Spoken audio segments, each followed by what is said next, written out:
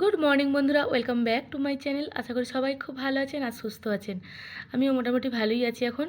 আর এখন বাজছে পুরো 12:30। তো আমার ছেলে মেয়ে স্কুল থেকে চলে এসেছে, ওরা দুজনে খেলছে বাইরে। আর আমি এইমাত্র স্নান করে এলাম, এখন পুজো করব। ঘরের সব কাজকর্ম অলরেডি সকালবেলা সব কমপ্লিট করে ফেলেছি। নয়ন চলে গেছে অফিস, আর নয়ন অফিসে যাওয়ার সময় লাল্লাকে তুলে সকালের সেবা দিয়ে চলে যায়। আর তারপর আমার যখন সময় হয় আমি কাজটা সেরে স্নান টান করে আমি পুজো করি। এখন 12টা বাজে আর এখন আমার সময় হলো স্নান করে পুজো করার। আর যতবার ভাবি একটু সকাল সকাল স্নান করে নেবো, সকাল সকাল পুজো করে নেবো, কিন্তু কোনো দিন হয় না। যতক্ষণ না নয়ন ঘর থেকে বাইরে যাচ্ছে ততক্ষণ আমি আমার ঘরের কাজগুলো করে সেরে উঠতে পারি না। ঘরের কাজ বলতে কাচাকুচি থাকে, তারপরে হয়তো কোথাও একটু মোছামুছি রয়ে গেল, সেইগুলো থাকে, সেইগুলো করতে করতে অনেক বেলা হয়ে যায়। তো যাই হোক, ছেলে মেয়ে বাইরে খেলছে, আমি ওদেরকে বললাম তোরা দুজনে স্নান করতে যা, আর আমি ততক্ষণ লাল্লাকে স্নান করিয়ে দিই। তো লাল্লাকে স্নান করিয়ে দিয়ে আমি এখন ভেসলিন একটু লাগিয়ে দিচ্ছি, কারণ শীতকাল পড়েছে, আমরা সবাই ভেসলিন লাগাই। আর লাল্লাকেও লাগিয়ে দিচ্ছি। এরকম ভেসলিন আমি দুটো এনেছি লাল্লার জন্য। আর শিবম বাইরে খেলা করছিল, ক্রিকেট খেলছিল, এত বল ছুটছে চারিদিকে। তো এদিকে আমি ঘরে পুজো করছি বলে তৃষাকে বললাম তুই ভাইকে স্নান করিয়ে দে। মাঝে মধ্যে ও স্নান করিয়ে দেয়, ওর কাছেও করে, কিন্তু তৃষার কাছে না স্নান করলে প্রচুর বদমাইশি করে।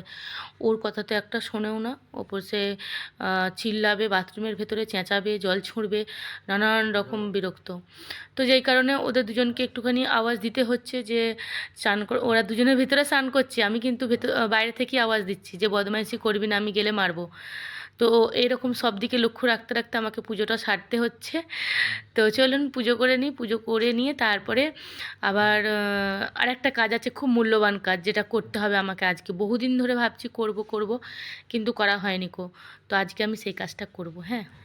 আর এখানে দেখুন আমার তৃষা শিবম দুজনে স্নান করে বেরিয়ে পড়েছে, আর মাথা আঁচড়াচ্ছে দুজনে। তো শিবম ও একা একাই নিজের মাথাটা আঁচড়াচ্ছে। এতক্ষণ স্নান করিয়ে দিল দিদি, কিন্তু দিদি নাকি না এখন মাথাটা আঁচড়াতে পারবে না। তো স্নান টান হয়ে গেছে ওদের, ওদেরকে বললাম একটুখানি বস, আমি আসছি ততক্ষণ। তো ততক্ষণে যে মূল্যবান কাজটা করব সেটা হচ্ছে এইটা। এই গাছটা দেখতে পাচ্ছেন, অনেক দিন আগে খুব ইচ্ছা করে, মানে খুব শখ করে কয়েকটা গাছ কিনে এনেছিলাম। আমার খুব গাছপালার খুব শখ, কিন্তু হলে কী হবে জানেন তো, আমাদের এই দিকটা না সকালবেলা উঠতি রোদটা আসে না, সেই বিকেলে পড়তি রোদ আসে, আর পড়তি রোদে অত গাছ খুব একটা ভালো হয় না। তো এই গাছটা যদিও রোদের প্রয়োজন হয় না, এটা রেখেছিলাম রান্নাঘরে শোয়ের জন্য। আর একটা গাছ রেখেছিলাম বহুদিন আগে, তো ওটা ড্রয়িং রুমে ছিল। তো ড্রয়িং রুমে যখন ছিল তখন ভালো ছিল, যখন একটু রোদে বার করে দিয়েছি আমি মনে করেছি হয়তো একটু রোদের প্রয়োজন। তো তখন না আস্তে আস্তে গাছটা অটোমেটিক শুকিয়ে গেছে, আর কাঠবেড়ালিতে সব গাছটাকে খেয়ে ফেলেছে। গাছটা মনে হয় একটু মিষ্টি ছিল নাকি জানি না, প্রত্যেক দিন দেখতাম সকালের দিকে কাঠবেড়ালিতে গাছের গোড়াটা চিবিয়ে চিবিয়ে খেয়েছে। তো যেই কারণে গাছটা মারা গেছে। বাকি আর একটা গাছ আছে খালি, এই গাছটা, দুটো গাছ খালি জ্যান্ত আছে, এনেছিলাম 5-6টা গাছ, তো সব শুকিয়ে গেছে। আর এই গাছটা রান্নাঘরে রেখে যা অবস্থা হয়েছে না, একে এখন মানে ছোট ছেলের মতন গায়ে সাবান মাখিয়ে ধুতে হচ্ছে।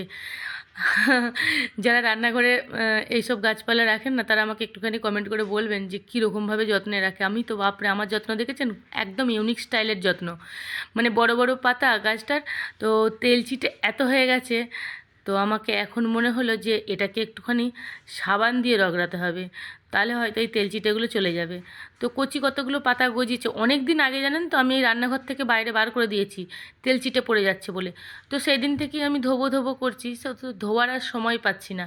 তো আজকে ভাবলাম না, ফাইনালি আমি এই গাছটাকে ধুয়েই দিই, তা নাহলে। আর বাইরে রেখেছিলাম বলে না কচি পাতা কতগুলো গজিয়ে গেছে, আর যতদিন রান্নাঘরে ছিল পাতা গজায়নি, যেমনকার ঠিক তেমনই ছিল।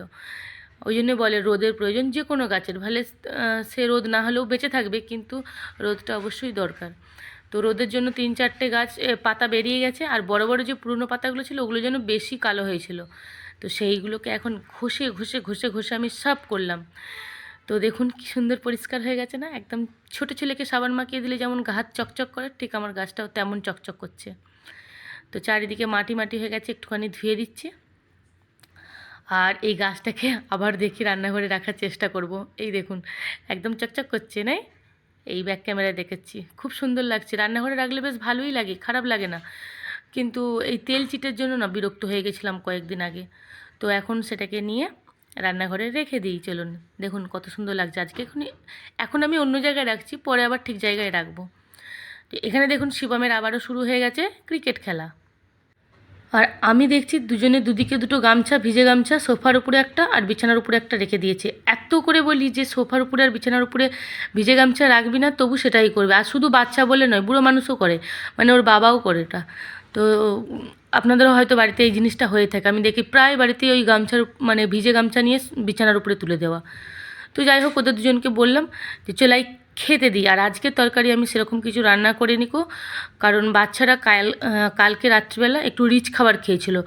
তো পনির সবজি রুটি খেয়েছিল, পনিরটা একটু গ্রেভি হয়ে গেছিলো, যেই কারণে তো আমার মনে হলো যে না, কালকেও গ্রেভি খেয়েছে, রিচ খাবার খেয়েছে, আবার আজকেও যদি খাই একটু শরীর খারাপ হতে পারে, বাবুর এমনিতেই পেট খারাপ হয়ে যায় খুব তাড়াতাড়ি। তো সেই কারণে বেগুন ভেজে চটকালাম পেঁয়াজ দিয়ে, আর বাবুকে দিলাম দুধ দিয়ে ভাত, কারণ বাবুন বেগুন পোড়া এই বেগুন ভাজা এইসব খায় না গো। তো এখন খাওয়া দাওয়ার কাজটা সেরে ফেলি, চলুন তারপরে আসছি। খাওয়া দাওয়া সেরে আমরা চলে এসেছি শুতে। আর এখানে দেখুন শিবম আমাকে মারছে, বুঝতে পারছেন কেমন টিপে ধরেছে। ওর না রেগে গেলেই না কাউকে টিপে ধরবে, নয়তো ওর বাবাকে টিপে ধরবে, নয়তো আমাকে টিপে ধরবে। আর যত ওকে নিজের থেকে দূরে করবো তত আমার কাছে ঝাঁপিয়ে পড়বে। আর ও রেগে যাওয়ার একটাই কারণ, এই যে দেখতে পাচ্ছেন দেওয়ালে লিখেছে, তো ওইখানে বইপত্রগুলো রেখেছি, ওখানে পেন্সিল পেয়েছে একটা, আর যেমনি পেন্সিল পেয়েছে অমনি দেওয়ালে লিখতে শুরু করেছে। এত করে মানা করি যে আর পেন্টিং করিস না, বহু পেন্টিং করেছিস আমার ঘরে, কিন্তু শুনবে না। সে যেখানে হাতে যদি পেন্সিল আর কি কালার পায়, ও সঙ্গে সঙ্গে দেওয়ালে আঁকতে শুরু করে দেবে। বাইরে ড্রয়িং রুমে, সারা ড্রয়িং রুমে শুধু শিবলিং, কোথায় মানুষ দাঁড়িয়ে আছে, মানে কত রকম মূর্তি যে তৈরি করবে তার নেই ঠিক। তো যাই হোক, এখন ফাইনালি ওকে শান্ত করেছি, আর শান্ত করিয়ে নিয়ে তিনজনে শুয়েছি, ওদের দুজনকে ঘুম পাড়াবো। আর এখন আমরা অন্তরাক্ষী খেলছি, মানে ওকে ভোলানোর জন্য, যাতে ভুলে যাই, বুঝতে পারছেন। তো যাই হোক, ও একটা গান গাইছিল, সেই গানটা শুনে আমরা সবাই হাসছি। তো ওকে ঘুম পাড়িয়ে দিয়ে আমারও অনেক কাজ আছে, সেই কাজগুলো করতে হবে। এই দেখুন, দু ভাই বোনে ঘুমিয়ে গেছে, আর দুজনে দুমুখে দিয়ে কেমন ঘুমোচ্ছে। তো তৃষা ঘুম থেকে উঠে টিউশন যাবে, আর আমি উঠে পড়েছি অলরেডি। এখন একটু জল খেয়ে নিচ্ছি, বিকেল হয়ে গেছে, বাইরে এখনও ভালোই বেলা আছে। তো আমার মুখের অবস্থা দেখতে পাচ্ছেন, সেই দিনে বলছিলাম না, বাইরে শুয়ে পুরো একবারে গালে মশা কেটে চলে গেছে, সেই মশার দাগ। তো এখন আমি যে কাজগুলো করব সেটা হচ্ছে আটার ঘানিতে যাব আটা ভানাতে। তো গমগুলো ঢালতে হবে। নয়নকে আমি কদিন ধরে বলছিলাম যে আটা শেষ হয়ে গেছে, গমটা ঢেলে দেবে। এই আমার বাঁ হাতটা না কী হয়েছে কি জানি, কয়েকদিন ধরে বাঁ হাতটা খুব যন্ত্রণা হচ্ছিল। তো এখনও ব্যথা আছে, কিন্তু কিছু জিনিস ভারী জিনিস তুললে না বেশি একটু যন্ত্রণা করে। তাই ওকে বলেছিলাম যে আমি একটু মানে গমটা ঢালতে পারবো না, তুমি ঢেলে দেবে, কি তুমি নিয়ে যাও ভানাতে। কিন্তু ও সময় পায়নি, তো আমাকেই দেখছি নিয়ে যেতে হবে, তা নাহলে খেতে পাওয়া যাবে না। তো এই ড্রামের মধ্যে অবশিষ্ট যে গমটা ছিল সবই নিয়ে নিয়েছি, কারণ এই ড্রামটা পুরো ভর্তি ছিল, আরও একবার বানানো হয়েছিল, আর এটা নিয়ে দুবার হচ্ছে। তো আমাদের যখন গম কেনা হয় তখন পুরো 100 কিলো করে কেনা হয়, যেই কারণে পুরো সারা বছর আমার 100 কিলো গম চলে যায়, বুঝতে পারছেন। তো 100 কিলোর মধ্যে হয়তো 20 কিলোই খাওয়া হয়েছে, 20 কিলো, হ্যাঁ 20-30 কিলো খাওয়া হয়েছে, বাকি সবটাই এখনও আছে। তো এখন গমটা আমি ঢেলে নিয়েছি, আর শিবম ঘরের মধ্যে ঘুমোচ্ছে। ওই ফোনটাকে নিয়ে শিবমের মাথার গোড়ায় রাখলাম, কারণ বাই চান্স যদি উঠে পড়েও ফোন দেখবে, কাঁদবে না। তৃষা টিউশনে চলে গেছে ঘুম থেকে উঠে।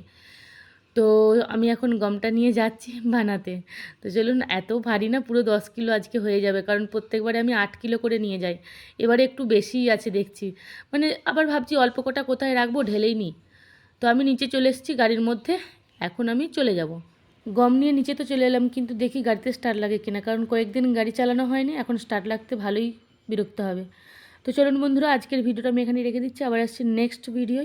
সবাই ভালো থাকবেন, সুস্থ থাকবেন। আমার এই ভিডিওটা ভালো লাগলে অবশ্যই লাইক করে চ্যানেলটা সাবস্ক্রাইব করে দেবেন। ফেসবুক থেকে যারা দেখছেন তারা